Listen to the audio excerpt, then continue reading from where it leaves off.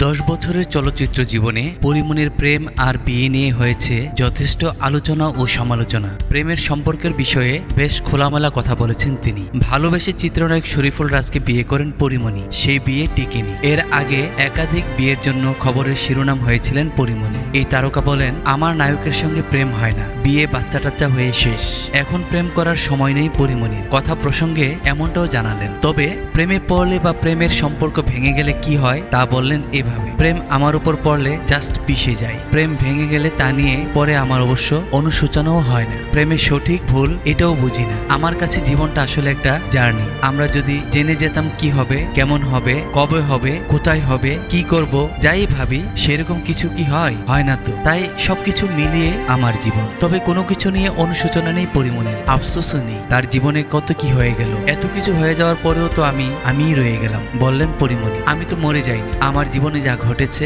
আমার তো পাগল টাগল হয়ে যাওয়ার কথা। সবাই আমাকে এত স্ট্রং বলে, আমি আসলে জীবনকে অনেক সহজ করে দেখি, বললেন এই নায়িকা। প্রাক্তন প্রেমিকদের বিষয়ে পরীমনি বলেন, কাজ করতে গিয়ে কিংবা পথ চলতে দেখা হয়ে যায় সাবেকদের সঙ্গে, দেখা হলে ভুলে যায় তাদের সঙ্গে প্রেম করেছি। আমি স্বাভাবিকভাবে কথা বলি। এইভাবেই এই কথাগুলো অবলীলায় সম্প্রতি এক সাক্ষাৎকারে বলেছেন অভিনেত্রী।